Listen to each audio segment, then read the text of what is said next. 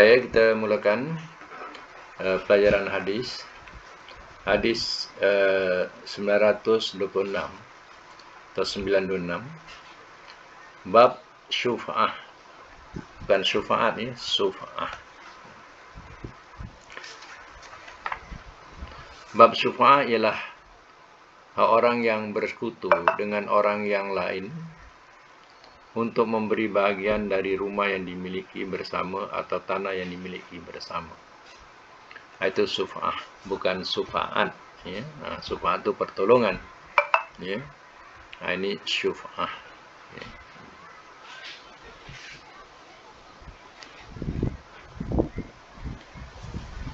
Baik ya, kita teruskan. Siapa nak baca, buka mic ya. Siapa nak baca, mic buka. Okey, silakan. Mic buka. Okey,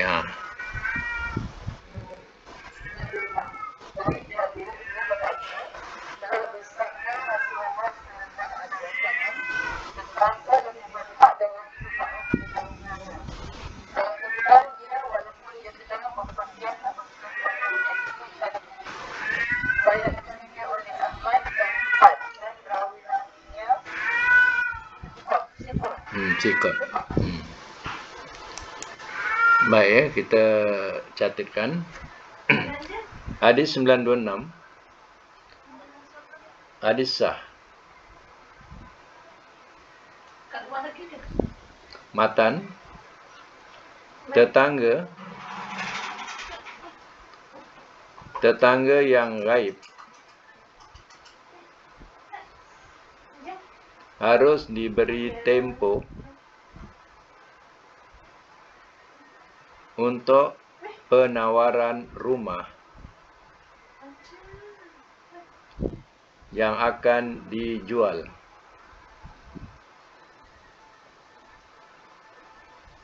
Hukum sebagai satu ketentuan. Hukum sebagai satu ketentuan. Mi, jangan bunyi apa-apa Mi. Bising Mi, masuk dalam. Okey, semak semula ya. Contohnya, ya, seseorang itu seorang tetangga mana lebih berhak daripada orang lain dalam tawar-menawar atau membeli rumah atau perkarangan tetangganya yang hendak dijual.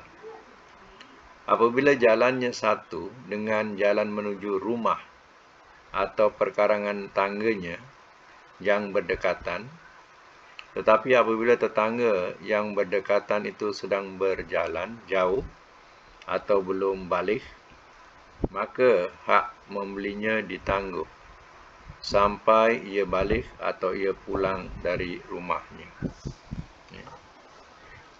Jadi seseorang yang nak menjual rumah ya, kalau seandainya keluarga, daripada pihak keluarga dulu ya, pihak keluarga tak ada yang nak beli, maka tawaran itu hendaklah diberikan kepada tetangga.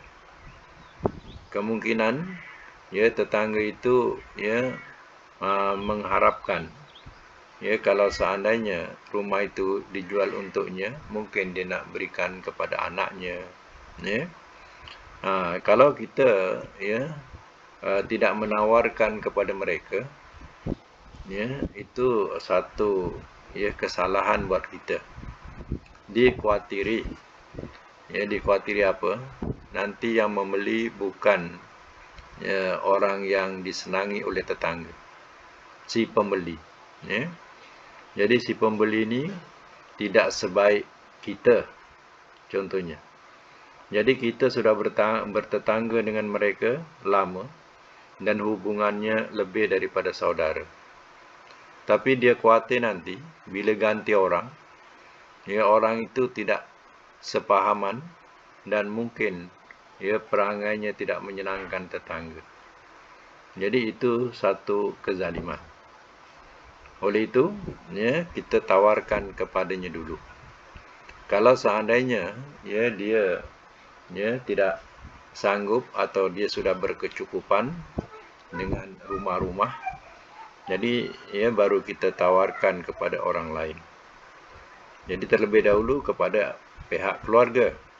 Sebab kepada pihak keluarga kita boleh perkenalkan kepada tetangga. Yang nak duduk ni ya adik ipar aku, contohnya lah. Yang nak duduk ni ya anak buah aku. Jadi dia rasa tak ada orang lain. Ya, dia rasa ya persahabat tu mungkin lebih berpanjangan ya sebab yang tinggal tu tak ada orang lain. Macam tu. Itu ya dalam Islam. Ya, kalau seandainya tetangga itu berjalan, contohnya kita tahu dia berjalan ya 2 minggu. Dia berjalan musafir, kita tak dapat hubungi. Tak apalah, tunggulah ya sehingga dia balik berjalan. Macam tu ya. Macam itulah bagaimana seseorang menjaga hak tetangganya ya. Sampai berjalan pun dia sanggup ditunggu. Kalau pemiliknya tu pula dikatakan di sini belum balik, jiran kita ni dia memiliki rumah tu dia belum balik, jadi sampai kata suruh tunggu dia balik. Sampai macam tu sekali ya, tapi tidaklah ya terlalu sangat. Kalau seandainya dia belum balik pula lama lagi ya, 5 tahun lagi sedangkan kita tak perlu ya, maka ya, mungkin di antara adik-beradiknya boleh ditawarkan ya. Adik-beradik yang pemilik itu yang memiliki itu belum balik, tapi dia ada adik-beradik, tawarkanlah kepada adik-beradiknya. Tapi jangan lupa ya keluarga yang terdekat dulu. Sebab nanti keluarga yang terdekat pula lagi kecil hati. Kenapa tak bagi tahu kita orang semua nak jual rumah? Dah kita rasa tak sedap pula. Ya. Rupanya ada di antara kerabat kita ada yang nak beli. Ya. Macam itulah. Ya. Tapi kalau seandainya semuanya tak mampu, barulah ditawarkan kepada yang lain. Macam tu. Artinya kita sudah berusaha memberitahukan kepada mereka. Itu tak salah ya. Kalau kita dah tawarkan pada orang lain pula, tak salah. Okey, untuk hadis selanjutnya 927. 927 ni akhir bagi tajuk syuf'ah ni ya. Siapa nak baca silakan. Buka mic ya.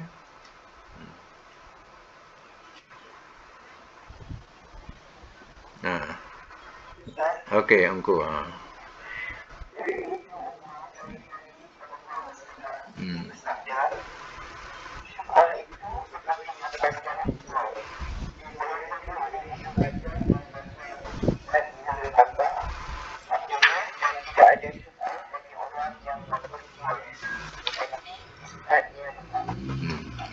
Ini yang akhir bagi tajuk syuf'ah ya, 927 hadis lemah. Matan dia pemborongan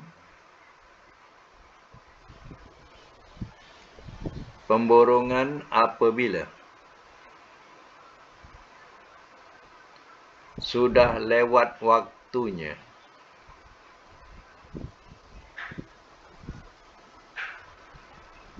maka pemilik bebas menawarkan kepada orang lain.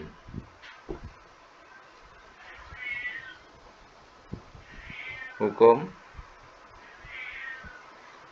sebab harus ada pengumuman lebih dahulu.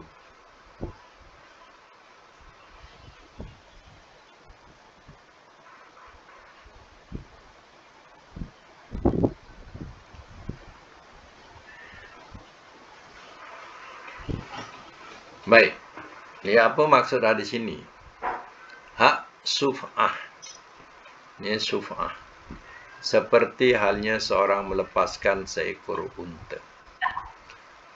Yaitu boleh lepas apabila tidak cepat-cepat dipegang. Dalam hal ini, terdapat hadis yang menyatakan bahawa bagi anak-anak tidak ada hak syuf'ah. Begitu juga tetangga yang beragama Yahudi dan Kristian dinyatakan tidak mempunyai hak syuf'ah.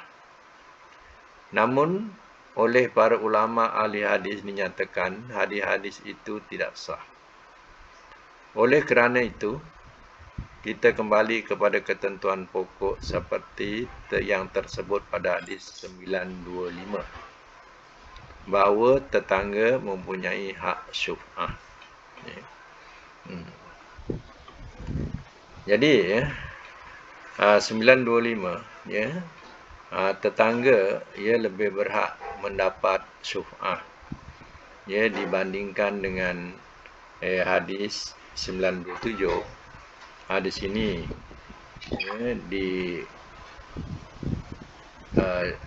dikenal sebagai hadis lemah. Hadis lemah. Okey, jadi dalam perkara ini, kalau seandainya dia orang Islam, tetangga kita orang Islam, maka kita mesti lebih menjaga hatinya dan kita tawarkan kepadanya. Itu penting. Sebab seandainya memang kita berjiran selama ni pun tak pernah bergaduh. Dan segala hal pun terkadang jiran juga yang membantu dan menolong. Jadi sampai hal kita nak menjual rumah kita pun kita kena maklum dengannya, supaya dia tidak kecil hati. Tetapi seandainya dia bangsa lain, kita tawarkanlah kepada orang-orang kita dulu. Terutama tadi saya kata kepada kerabat. Kalau kerabat tak ada, carilah orang yang Islam. Kalau seandainya tak ada juga yang sanggup, maka kita tawarkan kepada tetangga kita yang tak seagama dengan kita. Tawarkan kepadanya. Kalau tetangga tak sanggup, barulah kita offer kepada umum. Macam tu. Tapi tu kepada tetangga yang bukan Islam tu kemudian ditawarkan. Setelah kita mencari, pertama kerabat, kedua kita cari yang seagama, yang ketiga baru tetangga yang walaupun dia bukan Islam. Kalau tak ada juga, maka umumkanlah kepada siapa yang nak membeli. Okey, kita teruskan tajuk lain pula. Babul qaradi. Babul qaradi.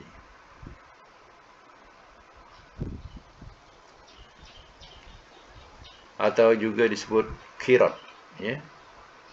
Babul qiradi. Qiradi boleh. Qiradi. Qiradi lebih bagus dia punya keterangannya. Babul qiradi. Kalau waqaf bunyikan qirat. Qirat. Kalau waqaf lah. Kalau kita nak bariskan babul qiradi. Okey, pengertian dulu. Qirat ialah, catat Qirat ialah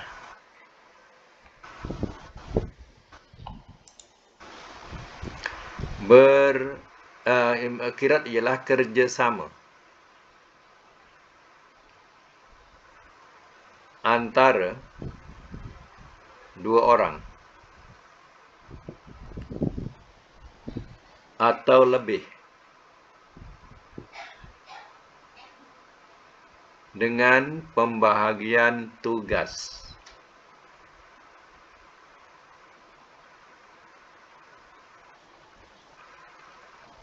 Seorang memberikan modal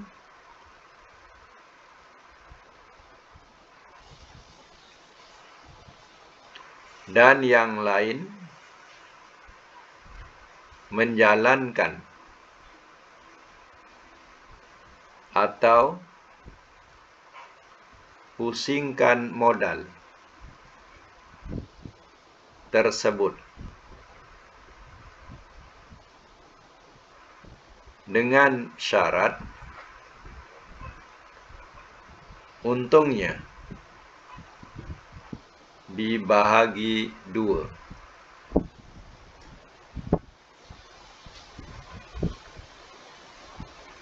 Baik, hadis 928 ya. Silakan siapa nak baca, ni tajuk baru ya, 928.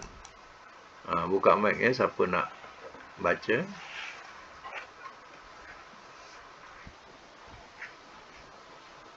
Silakan buka mic. Kalau tak buka mic tak ada suara. 928. Kalau tak ada orang yang sama pun tak apa, boleh baca.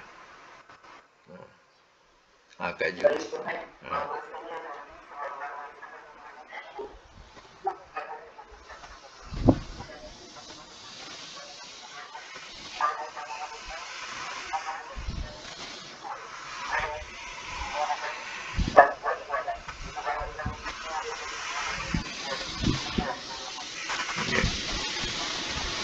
Catatkan.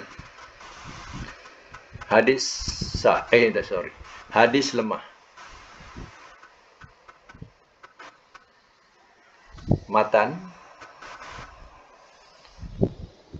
membolehkan memberi modal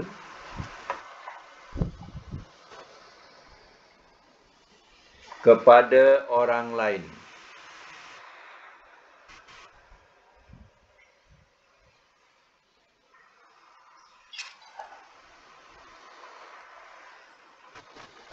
hukum sebab mubah.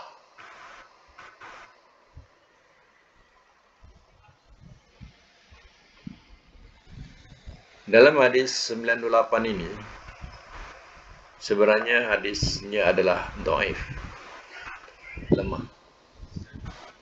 Jadi ya, matan dia memberikan membolehkan memberi modal kepada orang lain. Itu memang dikatakan hukum mubah. Ya, hukum mubah. Tapi yang lain-lain di sini itu ia tidak perlu dijadikan sebagai satu alasan. Contoh dalam hadis ini dimaksudkan 3 hal diberikan berkat atau keberkatan oleh Allah, akan diberi berkah dalam usahanya, yaitu orang yang mau menjual barang dengan meminjamkan kepada pembelinya. Ya. Orang yang mau menjual barang dengan meminjamkan kepada pembelinya. Kemudian 2, orang yang mencampurkan gandum dengan gandum lain. Gandum dengan gandum lain untuk dibuat makanan sendiri. Ini tepung beras campur tepung gandum. Ya, contohnya. Ya. Ketiga, orang yang melakukan kerjasama dalam bentuk qirat, yaitu seorang memberi modal dan yang lain menjalankan modalnya, dan kemudian untungnya dibagi 2. Yang ketiga tu haruslah ya dihukumkan sebagai mubah. Tapi yang atas-atas tu itu ya kita tak perlu jadikan sebagai alasan, sebab hadis ni dhaif. Ya. Okey, 929. Siapa nak baca? Silakan. Buka mic. 929.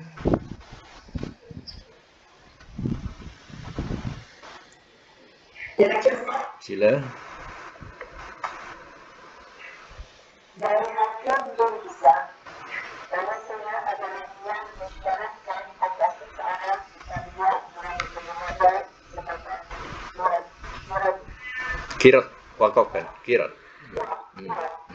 Jangan menggunakan modal ini pada barang berjiwa dan jangan dibawa di laut. Dan jangan terbawa ia ke belah perjalanan alam baik. Jika saya membuat sesuatu yang membuat maka saya akan membuat membawakan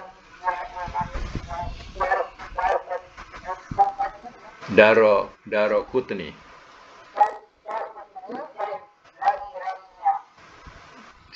Sikot, kepercayaan. Sikot itu mana kepercayaan. Baik ya, 929 hadis sah. Matan boleh mengadakan sesuatu syarat terhadap orang yang diberi modal.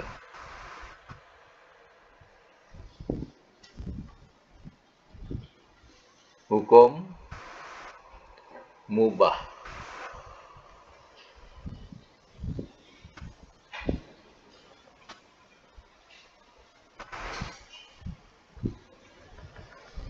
Hukum mubah.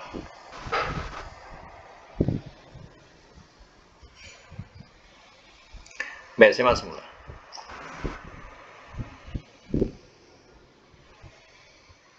Hadis ini adalah hadis yang berkaitan dengan seseorang yang memberikan modal kepada orang lain. Orang yang punya modal ni dia boleh bagi syarat kepada orang yang dibagi modal. Contohnya di sini. Dia mensyaratkan mengikut hadis ini, katanya, jangan engkau gunakan modalku untuk memberi barang-barang bernyawa. Sebab barang yang bernyawa ni mudah mati. Kalau mati habis modal. Dan jangan kamu gunakan untuk usaha di laut. Sebab mungkin tidak akan balik modal. 3, jangan kau bawa barang itu dalam perjalanan banjir. Kalau dalam perjalanan banjir mungkin tak selamat.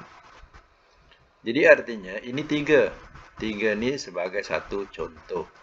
Tapi kalau misal kata tuan punya modal ni dia ada syarat-syarat lain yang perlu dibagi tahu, tak ada salahnya. Jadi ini hanya sebagai contoh, contoh syarat. Tapi tak mestinya gunakan contoh ni saja. Mungkin digunakan untuk ke laut, mungkin akan jadi juga bukan rugi, mungkin akan dapat untung besar. Contohnya dia modalkan untuk buat bot, bot menangkap ikan, contohnya. Dengan itu dia dapat sampai ke tengah laut, dapat ikan besar-besar, dapat untung besar. Itu mana tidak ada salahnya lah.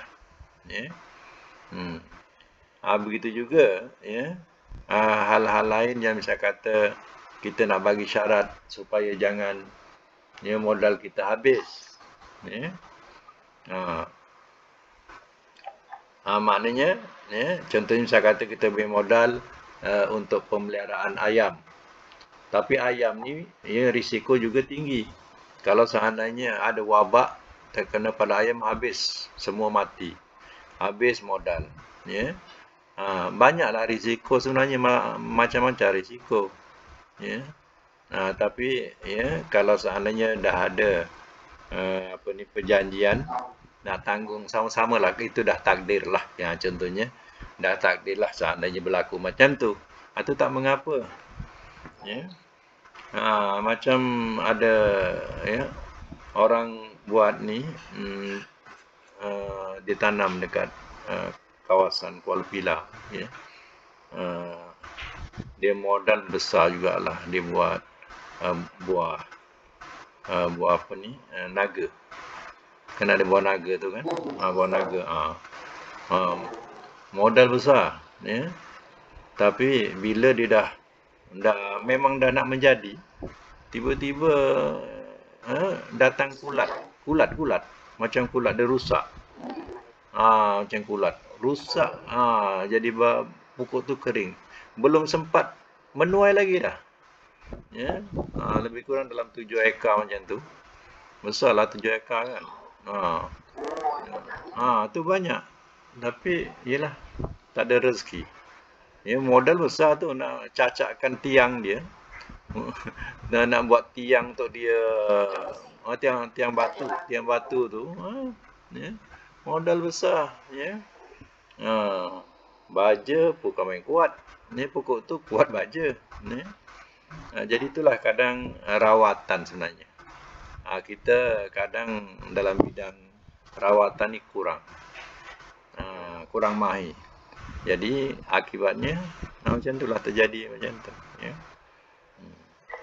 Sekarang yang banyak tanaman nampak besar-besaran di kawasan Sepang. Ya, kawasan Sepang. Buah naga ni. Sampai ekspor ke luar negara lah. Ya.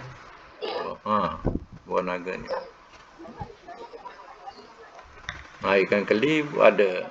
Ikan keli risiko tak tinggi. Ya, tak tinggi.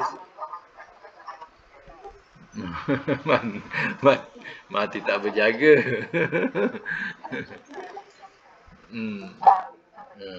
Lintah pun buat juga, ya.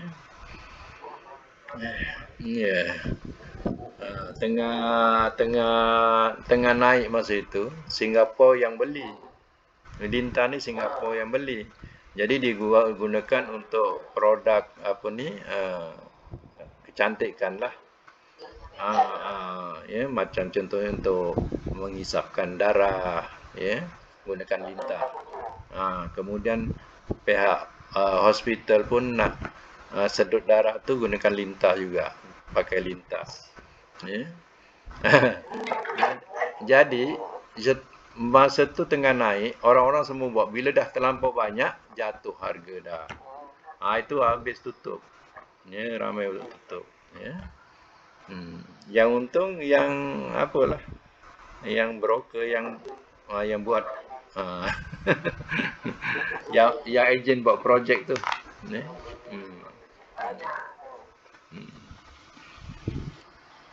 Itu risiko tinggi, ya. Macam cantik bagi modal yang dirasakan bahawa ya risiko tu tidak tinggi lah, kalau boleh. Syarat tu memang boleh. Orang yang punya modal ni, dia boleh bagi syarat kepada orang yang nak buat. Boleh. Supaya apa? Dua-dua tak menanggung rugi. Ya. Yang paling teruk ni, yang menanggung rugi ni ialah orang yang keluar modal lah. Kalau apa-apa. Ya. Baik, ya, kita teruskan lagi hadis 929A, ada A, ya. Silakan. Ini yang akhir, ya, untuk tajuk Qirat. Okey. Orang yang sama boleh baca. Kajun baca. Okey. Tu. Okey. Silakan.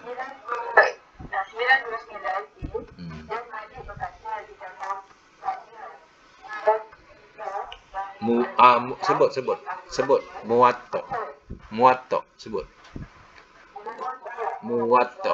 Ini kitab muwatta ni kitab penting, ya. Jadi kena betul sebut, sebab kitab ni kitab penting. Ini Imam Maliki, Imam kitabnya Muwatta.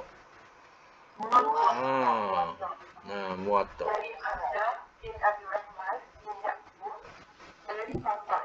yang dijatuhnya oleh seluruh konten berdagang dengan modal Osman atas nama dan keuntungan itu dibahagi di antara dua orang dan ialah iaitu manusia yang terakhir.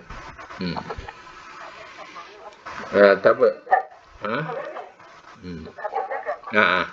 Okey. 929A hadis sah. Matan, pemberi modal boleh mengambil keuntungan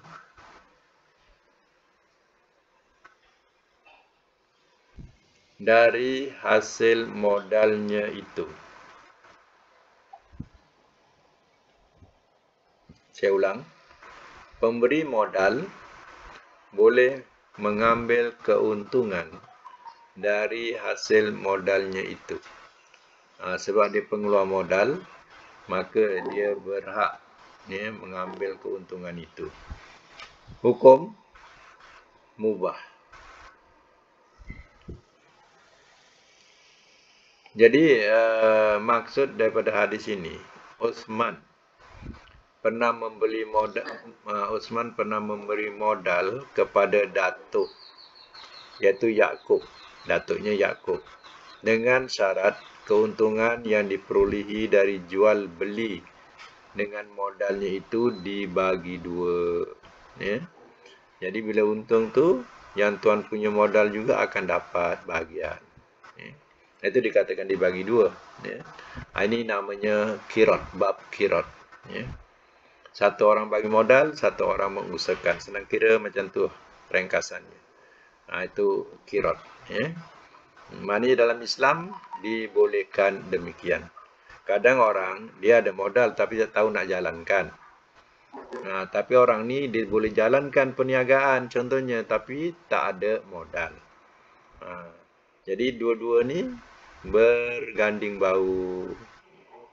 Lalu jadilah satu syarikat yang atau satu perniagaan yang bekerja sama. Baik, sekarang ni kita masuk tajuk lagi, tajuk baru lagi. Ni tajuk dah pendek-pendek dah ni, dia punya hadisnya. Babul musaqati. Babul musaqati wal ijarati. Ijarati. Wal ijarati.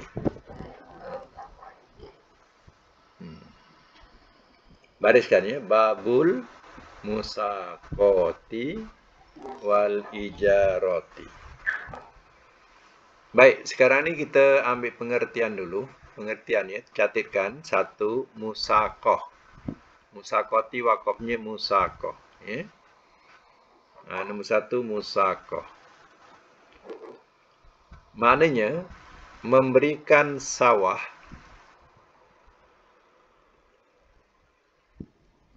atau ladang untuk dipajak orang lain dengan syarat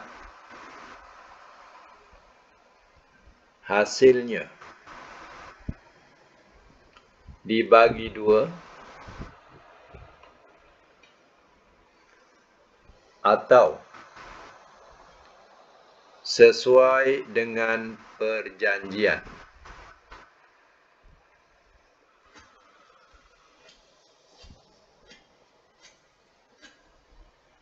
Atau sesuai dengan perjanjian.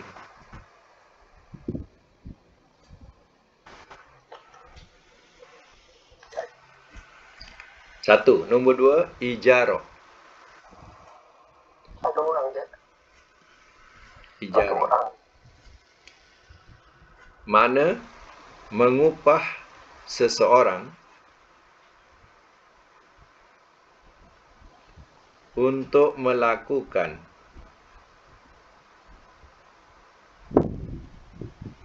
pekerjaan tertentu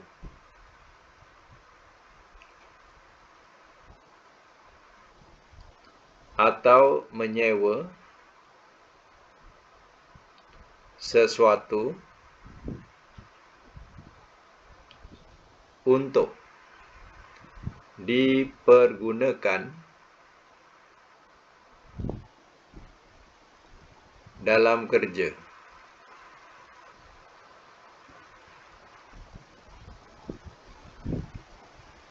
Itu makna musaqah dengan makna ijarah.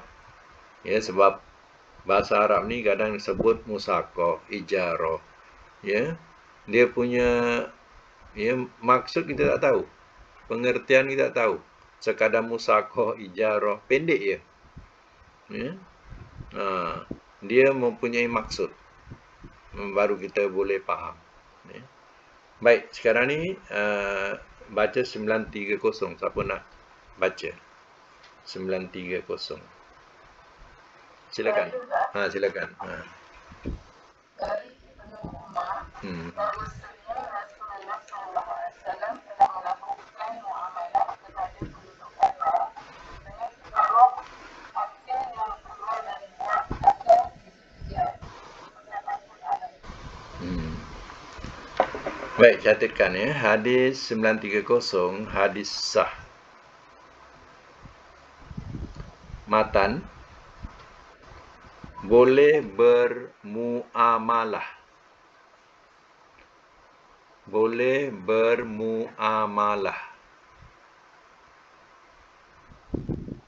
Bracket, apa makna muamalah? Kerjasama. Dalam bracket ya, kerjasama. Dengan orang lain tentang tanam-menanam,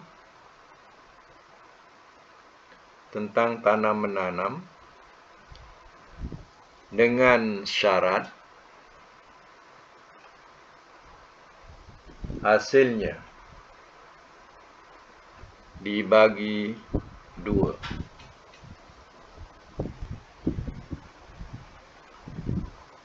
Hukum mubah.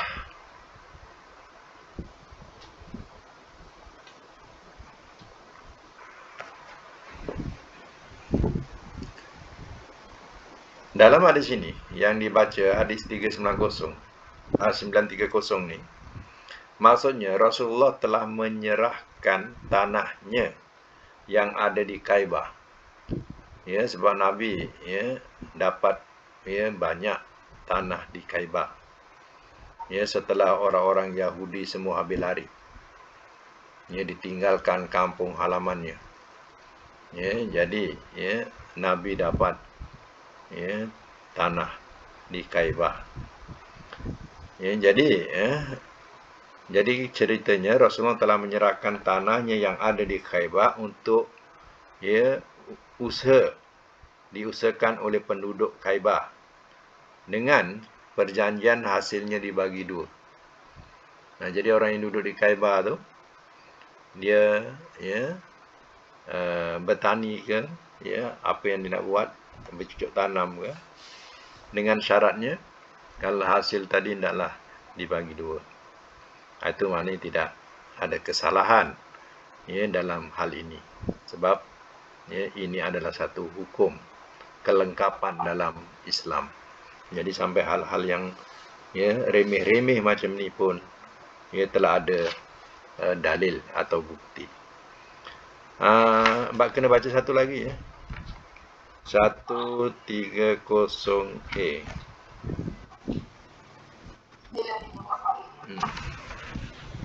Dan pada satu riwayat dari keduanya, mereka meminta kepadanya supaya dia biarkan mereka padanya dengan syarat bahawa mereka akan kerjakan tanah itu dengan mendapat separuh dari buah-buahnya. Maka Rasulullah SAW berkata kepada mereka, kami biarkan kamu padanya menurut tanah itu selama itu lama kami kenal. Maka mereka tetap padanya dengan Umar biarkan mereka daripadanya. Ya. Hadis ini ya menerangkan Nabi pernah memberikan pengusaha tanah Kaibah kepada penduduk Kaibah. Dan baginda kemudian membagikan 2 hasil penuaian dari tanah tersebut dengan pengusahanya. Tetapi kemudian penduduk Kaibah diusir dari tempat itu oleh Umar Al-Khattab. Ya. Atas sebab-sebab, ya adalah sebab-sebabnya. Ya.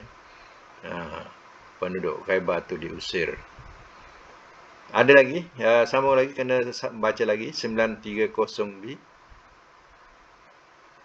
Kemudian bagi Muslim, bahwasanya Rasulullah SAW bagi kepada yang Kaibah di pengurus Kaibah dan tanah-tanahnya dengan perjanjian itu akan diberikannya kepada mereka dan buat dari keseluruhan dan dibagi-bagikannya. Jadi hadis 930B ini, orang yang mengusahakan sawah atau ladang orang lain dan dengan modal pengusahanya, maka pemilik tanah sawah boleh mendapatkan separuh dari hasil tanamannya atau sesuai dengan perjanjian. Ya, macam contoh yang ini, orang Yahudi Kaibah, ya, dia telah mengusahakan dengan modal tanah Nabi, modal dia, ya, jadi bagi 2. Kalau seandainya dapat buahnya tadi, bagi 2, ya. Jadi, ya, tidak ada salahnya, ya, kalau mana-mana kita kiaskan kepada mana-mana, ya, tempat, tapi dengan syarat yang sama, tak ada salahnya. Tanah kita, ya, dia usahakan dengan modal dia, kemudian katanya hasilnya bagi 2, tak apa. Tanah kita, modal kita, dia mengusahakan saja, kena bagi 3. Ya, berdua untuk tuan punya tanah yang memberi modal, 1 untuk pengusaha. Jadi kena bagi 3 lah. Ya. Macam tu. Kalau tanah dia modal si pengusaha, tu bagi 2. Ya. Macam contoh sawah-sawah yang ada di Tanjung Karang, ya. Kebanyakannya orang Tanjung Karang ni dah tak turun sawah lagi. Jadi sawah ni dah diambil oleh, ya, kontraktor yang mengerjakan, ya, dia menyewa sawah-sawah itu.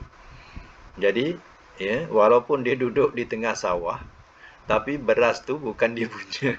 Dia kena beli beras. Saudara-saudara pandang ialah sawah padi tu, ya. Tapi hasil bukan dia punya, ya. Ada badan yang telah mengusahakan. Dia, ya, dapat sikit je. Dapat hasil tu sikit je sebab dia bagi 3. Ya. Bagi 3 maknanya yang mengusaha tu, yang mengusahakan dapat 2. Modal dia, jentera dia, semua dia. Ya, tuan rumah dia hanya dapat 1 bahagian. Ya. Jadi beras pun kena beli. Walaupun beras tu depan rumah, ya. Pandang je lah, ya. Padi ada depan rumah, pandang je, ya. Orang punya, ya. Macam tu lah. Tapi memanglah kebanyakan mana-mana pun negeri 9 pun macam tu juga, ya. Sawah-sawah tu kalau tak terbiar habis macam tu. Jadi tengok pengusaha luar, pengusaha luar, ia kata datang, pengusaha tu daripada Tanjung Karang. Rupanya pengusaha tu pergi negeri 9. Dia bawa jentera, dia bawa jentera pakai trailer tau. Bawa ke sana. Time dia membajak, time dia menuai. Lepas tu dia angkut balik. Jadi kalau tak diusahakan, memang jadi apa? Terbiar. Semak samun macam tu.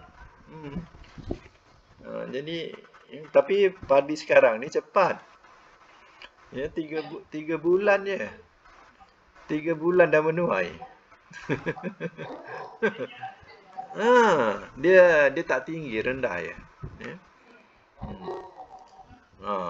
Dia punya, itulah maknanya teknologi pertanian kan. Daripada dulu berapa 6 bulan kan.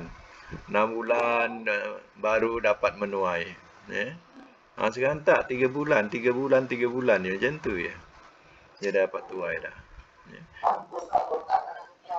Ya betul. Ya.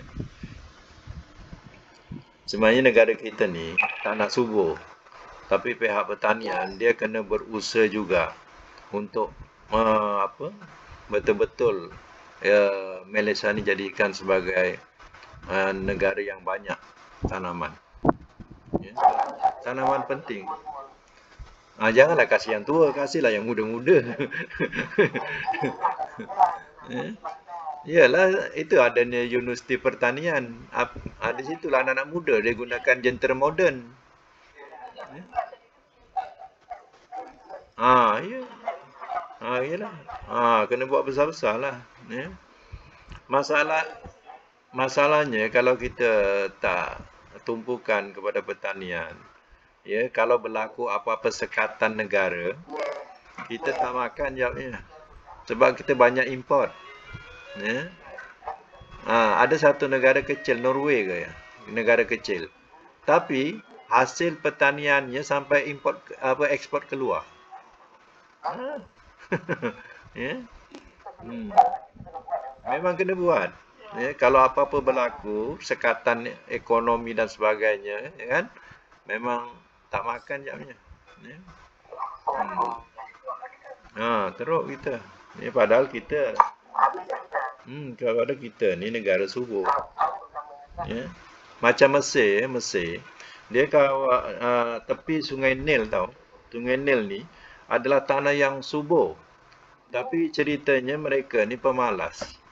Tak nak usahakan. Dia semua hanya harapkan import daripada luar.